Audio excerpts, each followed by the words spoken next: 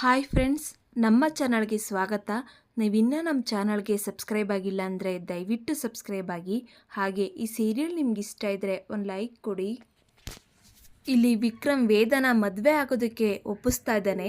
ಬೇತಾಳ, ನಿನ್ನ ಮದುವೆ ಆಗ್ದಲೇ ಇರೋದಕ್ಕೆ ನಾನೇ ಕಾರಣ ಅಂತ ಎಲ್ಲರೂ ಮಾತಾಡ್ಕೊತಾ ಇದ್ದಾರೆ.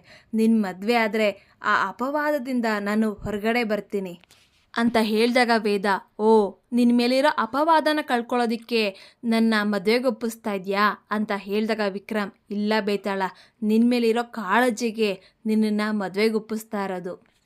ಬೇತಾಳ, ನೀನು ನಿಮ್ಮ ಅಪ್ಪ ಅಮ್ಮರ ಜೊತೆ ತುಂಬ ಚೆನ್ನಾಗಿದ್ದೀಯಾ. ಅವ್ರಿಗೆ ಇರೋ ಒಂದೇ ಒಂದು ಕೊರಗು ಏನು ಗೊತ್ತಾ?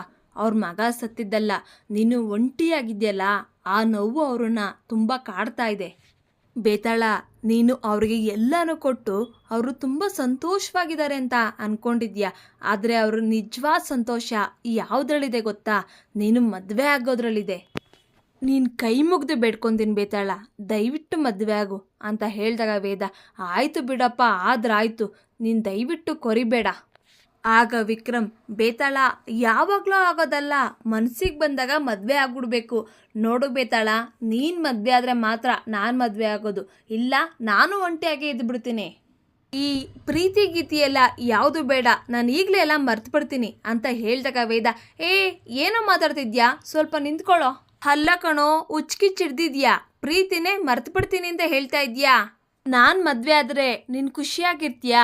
ಸರಿ ಬಿಡು, ನಾನು ಮದುವೆ ಆಗ್ತೀನಿ ಅಂತ ಹೇಳಿದಾಗ ವಿಕ್ರಮ್ಗೆ ತುಂಬ ಖುಷಿಯಾಗುತ್ತೆ.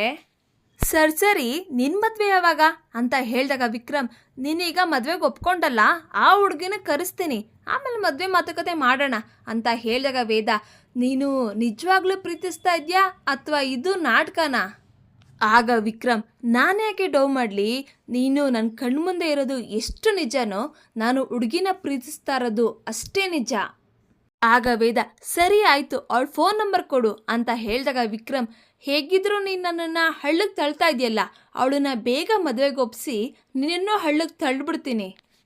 ಆಗ ವಿಕ್ರಮ್, ಯೋಚನೆ ಮಾಡಬೇಡ ಬೇತಾಳ, ನಿನ್ನ ಮದುವೆ ಒಂದೇ ದಿನ ಒಂದೇ ಮುಹೂರ್ತದಲ್ಲಾಗತ್ತೆ ಅಂತ ಹೇಳಿದಾಗ ವೇದ, ಹೌದಾ, ಅದೇಗೆ ಅಂತ ಹೇಳಿದಾಗ ವಿಕ್ರಮ್, ಸರಿ ಬಾ, ಅದೆಲ್ಲ ಆಮೇಲೆ ಮಾತಾಡೋಣ, ನೀನು ಮದುವೆಗೆ ಒಪ್ಕೊಂಡಿರೋ ವಿಷಯನ ಮನೆಯವ್ರಿಗೆ ಹೇಳೋಣ ಅಂತ ವಿಕ್ರಮ್ ವೇದನ ಮನೆ ಒಳಗಡೆ ಕರ್ಕೊಂಬರ್ತಾನೆ. ಅಪ್ಪ ಅಮ್ಮ ಅಕ್ಕ ಎಲ್ಲರೂ ಬನ್ನಿ, ಬೇತಾಳ ಮದುವೆಗೆ ಒಪ್ಕೊಂಡ್ಲು ಅಂತ ಹೇಳಿದಾಗ ಮನೆಯವರೆಲ್ಲ ತುಂಬ ಖುಷಿ ಪಡ್ತಾರೆ. ಇದನ್ನು ಕೇಳಿ ಸೌಂದರ್ಯ ಅವರು, ಎಂಥ ಒಳ್ಳೆ ಸುದ್ದಿ ಹೇಳಿದೆ ವಿಕ್ರಮ್ ಅಂತ ಹೇಳಿ ಎಲ್ಲರ ಬಾಯಿಗೂ ಸಕ್ಕರೆ ತಂದಾಕ್ತಾರೆ.